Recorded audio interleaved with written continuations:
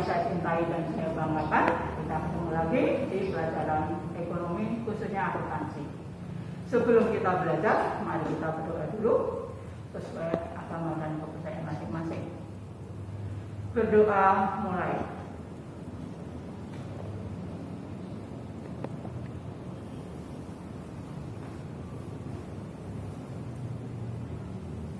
Berdoa selesai. Baik. Kemarin Ibu sudah sedikit menjelaskan mengenai akuntansi, ya, lalu pengantarnya. Nah, sekarang kita masuk ke bab 1 dari akuntansi. Pelajaran kita di kelas 12, sekali lagi. Pelajaran kita di kelas 12 tidak ekonomi, tapi khusus untuk akuntansi. Ya, sudah dijelaskan kemarin sama kita. Sekarang kita masuk ke bab pertama, yaitu akuntansi sebagai sistem informasi. Akuntansi sebagai sistem informasi, ya, saya jelaskan dulu mengenai sejarah singkat dari akuntansi. Sedikit Ibu tulis di papan tulis, nanti kalian jelaskan, teman-temannya Ibu jelaskan, tugasmu nanti, ya, perhatikan. Sejarah akuntansi itu diperkirakan mulai berkembang, ya, sejak uang digunakan sebagai alat pembayaran dan berkembang pertama kali itu di benua Eropa. Di benua Eropa, ya, lalu uang dipergunakan sebagai alat pembayaran, ya, kemudian dicatat untuk pembayaran tersebut, ya, dikembangkan, ya, data kegiatan perdagangan. Dikembangkanlah sistem yang kemudian dikenal dengan istilah akuntansi. Jadi akuntansi itu berkembang pertama kali di benua Eropa, khususnya di Italia. Seorang yang bernama Luca Pacioli pada tahun 1494, Luca Pacioli, dia menulis buku, judul karangannya, ya, judul buku karangannya itu, ya, Bapak tulis Summa de Arithmetica Geometrica Proportioni et Proportionalita, atau kalau diterjemahkan secara bebas bahasa Indonesia itu adalah telaah aritmatika, geometri dan pembagian. Jadi ini yang Luca Pacioli menulis ini. Nah, di dalam salah satu bab bukunya itu, ya, di dalam salah satu bab bukunya itu, dia menulis, ya, mengenai sistem pencatatan berpasangan atau double entry system. Ya. Nanti mencatat di dalam buku ini salah satu babnya, ya, ada yang namanya salah satu bab itu memuat mengenai pembukuan berpasangan.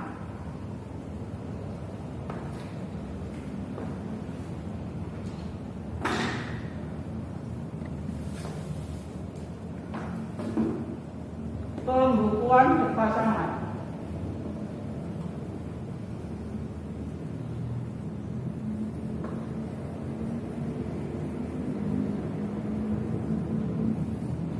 Pasangannya itu apa? Yaitu nanti debit kredit. Pasangannya itu nanti debit kredit. Nanti akan dijelaskan setelah masuk ke yang mengenai ini. Jadi salah satu itu ada salah satu bab, ya, yang menulis mengenai sistem pembukuan berpasangan, ya, sistem pembukuan berpasangan atau double entry system. Nanti kalau kamu sudah ada bukunya ada double CC entry, ya, yaitu memuat double-nya itu pasangannya itu ada satunya debit, satunya kredit. Nanti akan kita bahas nanti, ya, pada materinya. Kemudian di Indonesia, akuntansi berkembang di Indonesia sebelum sejak zaman Belanda, itu zaman Belanda sampai tahun 1980. Pada masa zaman Belanda, Indonesia itu memakai sistem kontinental.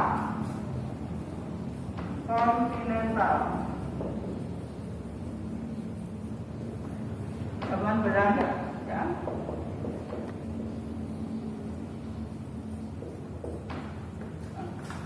Kemudian aplikasi tadi itu berkembang dari Eropa sampai ke benua Amerika.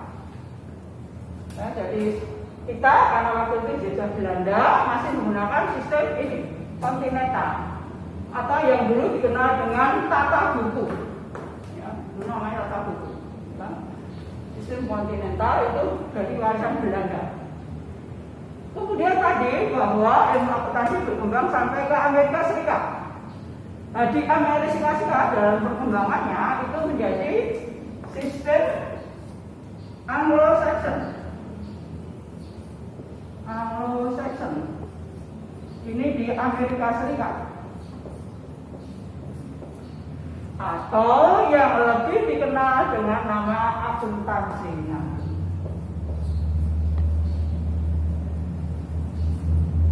Ya, jadi kontinental ini tata buku, dulu yang terkenal dengan tata buku. Kemudian berkembang di Amerika menggunakan sistem Anglo-Saxon, ya, atau dengan akuntansi. Pengertian akuntansi di sini lebih luas dari pembukuan, dari tata buku. Maka ini nanti akan kita pakai akuntansi. Mengapa kemudian Indonesia memakai sistem Anglo-Saxon? Karena akuntan Indonesia itu banyak lulusan dari Universitas di Amerika Serikat. Ya, jadi karena banyak akuntan lulusan dari Indonesia, maka di Indonesia digunakan akuntansi, sistem Anglo-Saxon. Tahun 1980 ini di Indonesia ya mulai berkembang akuntansinya. Kemudian para akuntan tadi mendirikan wadah, ya, organisasi profesi akuntan di Indonesia itu mendirikan wadah yang namanya, perhatikan, IAI, Ikatan Akuntan Indonesia. Ya, jadi sekali lagi berkembang dari Eropa, khususnya di Italia, ya, oleh Luca Falcioni. Ya, kemudian ini menggunakan sistem kontinental.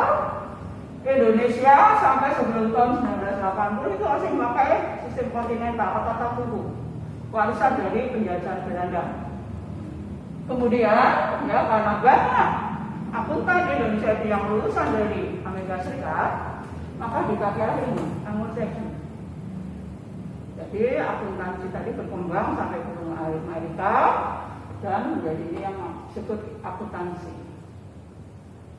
Lalu akuntan Indonesia itu ya membentuk wadah organisasi profesi namanya Ikatan Akuntansi Indonesia. Tidak ibu tulis ya, IAI, Ikatan Akuntansi Indonesia.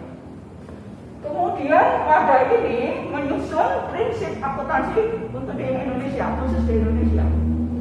Menyusun prinsip akuntansi di Indonesia yang disebut Standar Akuntansi Keuangan atau SAK. Jadi nanti semua laporan keuangan itu harus menurut atau berdasarkan standar akuntansi keuangan yang sudah ditetapkan. Ya, itu tadi secara singkat ya, perkembangan akuntansi. Nanti kalau mau detail itu nanti buku yang kalian terima nanti ada itu. Tapi secara singkatnya demikian. Ya, oke, secara singkat akuntansi jelas ya. Jadi di Indonesia dulu memakai sistem kontinental. Waktu itu di Ibu SMA masih menggunakan tata buku, bukan sudah menggunakan tata buku. Sekarang tata buku tidak ada lagi akuntansi, ya, karena tadi akuntan Indonesia itu kebanyakan lulusan dari Universitas di Amerika Serikat. Amerika Serikat sendiri memakai sistem Anglo-Saxon, ya, sedangkan kontinental itu pembukuan tata buku, ya. Tata buku itu lebih sempit pengertiannya daripada akuntansi. Ya, jadi akuntansi lebih luas daripada pembukuan. Baik, ini tadi sejarah singkat mengenai akuntansi. Ya. Lalu pengertian akuntansi. Kemarin secara singkat sudah Ibu singgung akuntansi dari AAA, American Accounting Association, definisinya. Ya, mana banyak definisi dari beberapa ada beberapa orang ini ya. Nanti untuk tugasnya sekali lagi dibacakan saja. Tapi yang kita akan ambil dari AAA, ya. Nanti kita gunakan American Accounting Association AAA. Menurut AAA ini, American Accounting Association, akuntansi adalah proses mengidentifikasi, ya, mengukur dan melaporkan informasi ekonomi, jadi tidak hanya diidentifikasi, tidak hanya terukur, tapi juga harus dilaporkan, ya, yang memungkinkan pengambilan keputusan dan penilaian yang jelas oleh pengguna atau pemakai informasi akuntansi. Ya, jadi dengan kata lain nanti harus buat laporan keuangan. Laporan keuangan itu dipergunakan siapa? Oleh pengguna informasi akuntansi, pengguna atau pemakai. Ya, nah, jadi sekali lagi, nanti yang kita buat, yang laporan ini, laporan informasi ekonomi itu nanti dalam bentuk laporan keuangan. Jadi tadi diidentifikasi, kemudian dilaporkan, ya, agar dapat dipergunakan oleh pemakainya, penggunanya. Apa yang dipakai adalah ini laporan keuangan. Oke, nah, kemudian yang harus diperhatikan dalam menyusun laporan keuangan, ya, dibutuhkan data ini. Yang pertama, input. Jadi dalam menyusun laporan keuangan, kita perlu inputnya. Nah, inputnya itu berupa apa? Inputnya berupa bukti transaksi. Jadi misalnya kalau nanti kalian sudah bekerja di perusahaan, diminta oleh perusahaan untuk membeli misalnya peralatan atau membeli kebutuhan perusahaan, harus kalian menunjukkan buktinya. Mana buktinya? Ya, bisa berupa akuntansi, bisa berupa nota, bisa yang lain-lain. Ya, ini harus ada ya bukti transaksi, inputnya. Kemudian semua bukti transaksi kita proses. Langkah berikutnya proses. Semua setelah ditemukan, kita proses. Nanti akan kita buat jurnal sampai dengan neraca saldo. Jadi tadi untuk memproses tadi bukti transaksi tadi, input tadi kita proses, nanti dapat kemudian kita menyusun ini jurnal sampai dengan neraca saldo. Nanti jurnal, buku besar dan seterusnya itu namanya, ya. Nanti akan kita pelajari semua. Apa itu jurnal, buku besar sampai dengan neraca saldo. Ini proses. Setelah itu, ya, kemudian outputnya. Outputnya apa?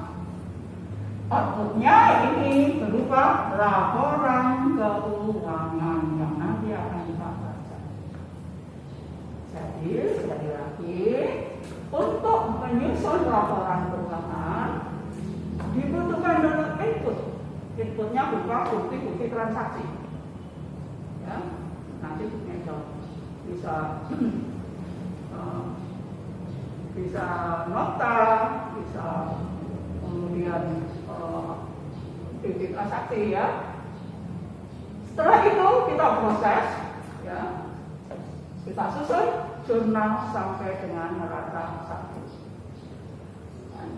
Yang terakhir yaitu outputnya, laporan keuangan. Kita susun laporan keuangan. Jadi bukti transaksi tadi bisa kwitansi, bisa nota, bisa nota kredit, nanti ada.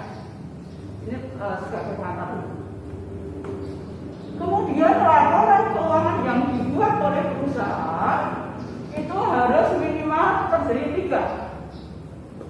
Jadi laporan keuangan tadi yang saya susun 53. Yang pertama, laporan laba rugi. Laporan laba rugi. Jadi dalam laporan ini kita akan melihat apakah perusahaan memperoleh keuntungan atau menderita kerugian. Setelah laporan laba rugi selesai, kita susul dengan laporan perubahan modal. Tentu saja kalau perusahaan laba makanya menjadi besar, kalau rugi perusahaan menjadi lebih bersih. Setelah laporan perubahan modal selesai, kita akan menyusun apa yang namanya neraca. Ya, nah 3 hal ini tidak boleh dibalik. Kita bisa melakukan dulu, nggak bisa. Jadi urutannya buat dulu laporan laba rugi. Setelah laporan laba rugi selesai, baru laporan perubahan modal. Laporan perubahan modal selesai, baru neraca. Ya, tidak boleh diulang balik. Saya tak mau dua dulu, tinggal. Ya, ini urutannya. Jelas? Jadi tadi sistem atau yang melaporkan informasi ekonomi tadi berupa laporan keuangan. Dalam menyusun laporan keuangan, kita membutuhkan input, proses, dan output. Inputnya adalah bukti-bukti transaksi, kwitansi, nota debit, nota kredit, nanti ada semuanya. Kemudian kita susun, lalu kita menyusun di jurnal. Jurnal selesai, kemudian buku besar. Buku besar selesai, dan seterusnya dan seterusnya. Atau nanti yang dikenal dengan siklus akuntansi, nanti akan dijelaskan. Ya. Dan setelah itu hasilnya adalah kita harus menyusun laporan keuangan. Laporan keuangan terdiri dari minimal ya, laporan laba rugi, laporan perubahan modal, dan neraca. Ini sudah tuntutan. Ya, setelah laba rugi diketahui, modal perusahaan diketahui, dan kemudian neraca. Oke, jelas ya. Sekarang dan di bidang akuntansi. Ada beberapa bidang akuntansi yang nanti akan saya jelaskan, tapi ini dulu ya. Bidang akuntansi dan ini kejaksaan ini sebetulnya di buku tamu ada, makanya saya tinggal dulu. Langsung ke sini. Laporan keuangan yang baik, satu harus relevan.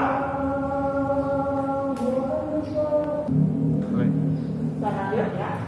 Sekali lagi, laporan keuangan yang baik itu harus relevan. Itu relevan.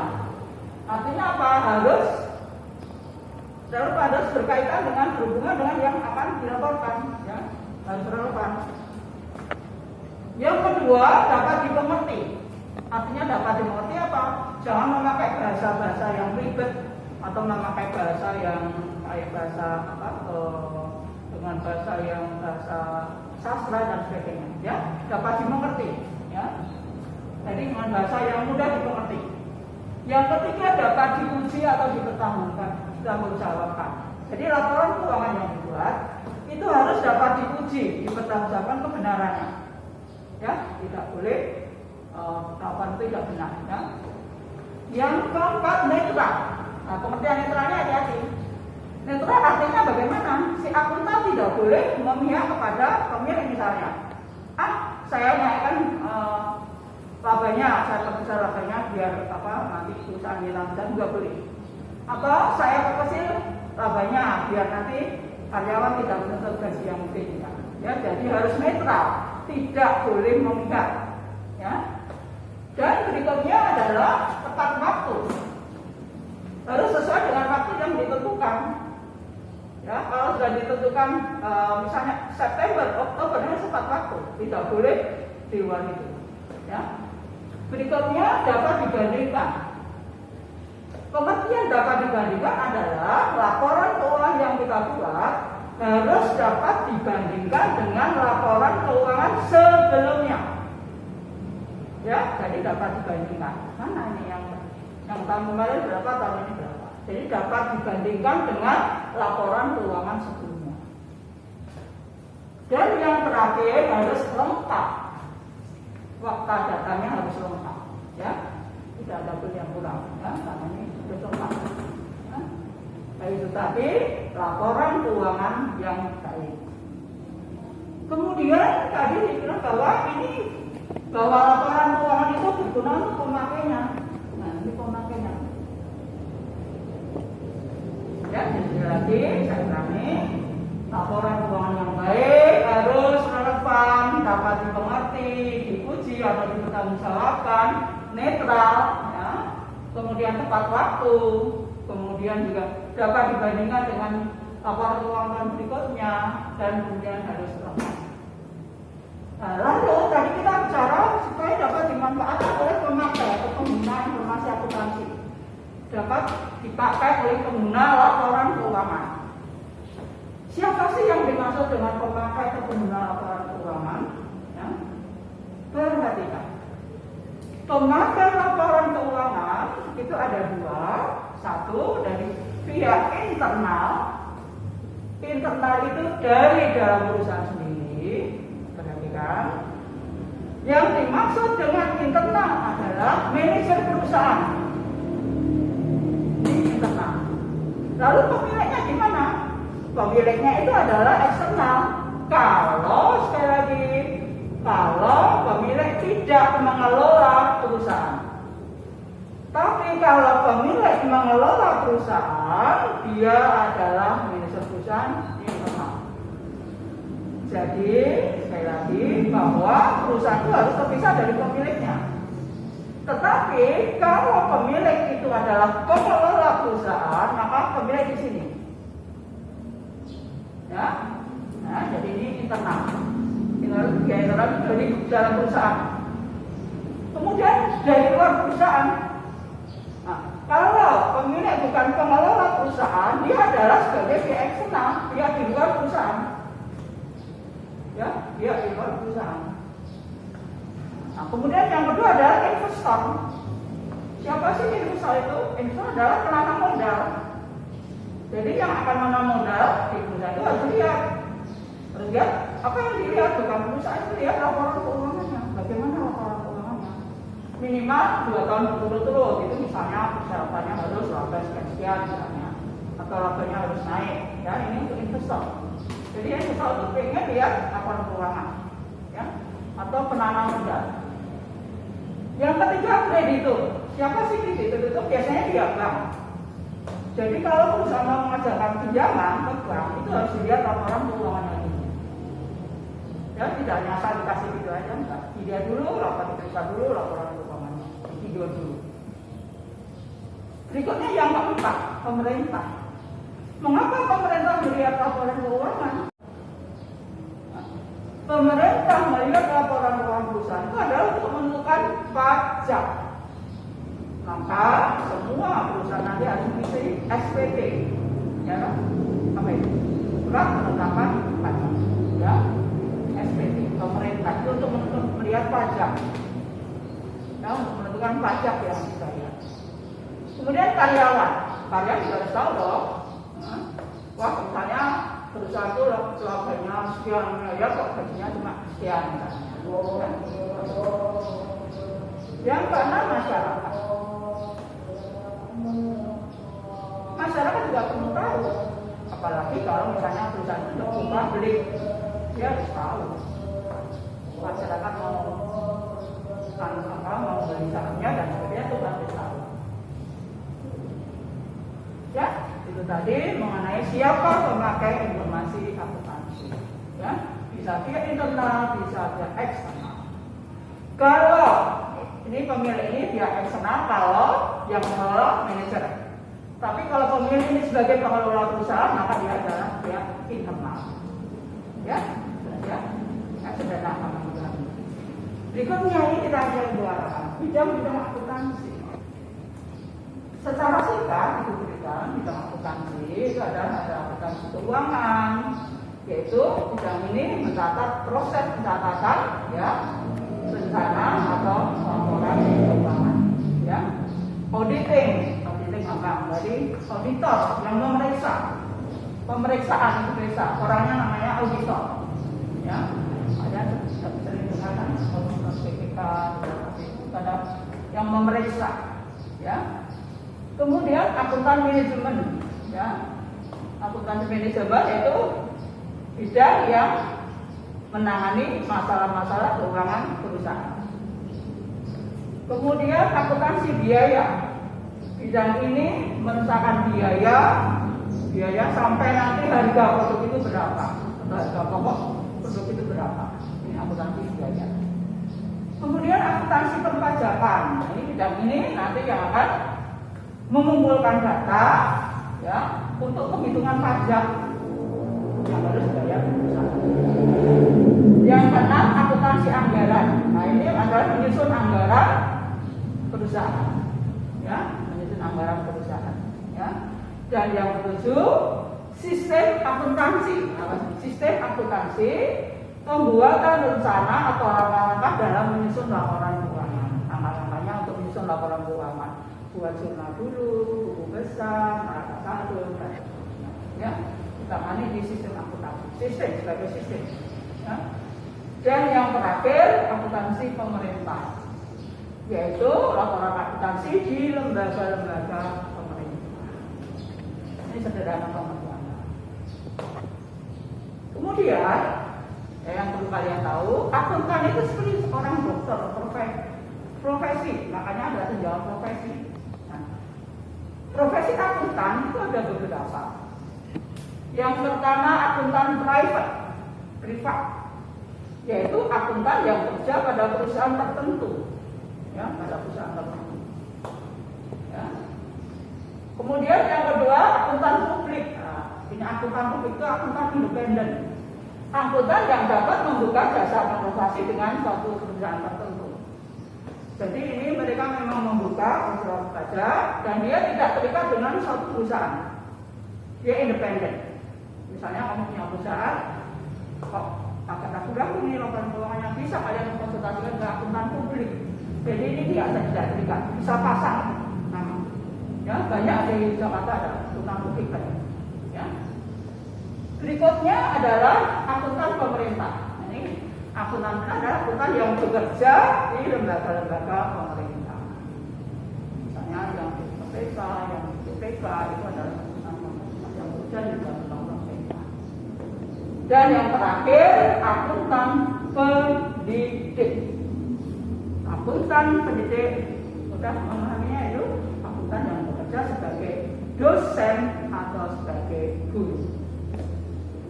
Jadi sekali lagi akuntan itu sebagai profesi, ya. Nanti akuntan itu berat dengan profesi, ya, bukan sebagai profesi. Ya, ini yang perlu kalian ketahui mengenai yang pertama yang 15 ini. Kemudian sekali lagi sudah ibu harapkan kemarin kalian minimal punya 2 catatan ya, buka buku ya, 1 buku catatan, 1 PR atau buku latihan. Nah, nanti yang ibu jelaskan di sini kalian catat dulu supaya tidak lupa. Jadi tugasmu, tugas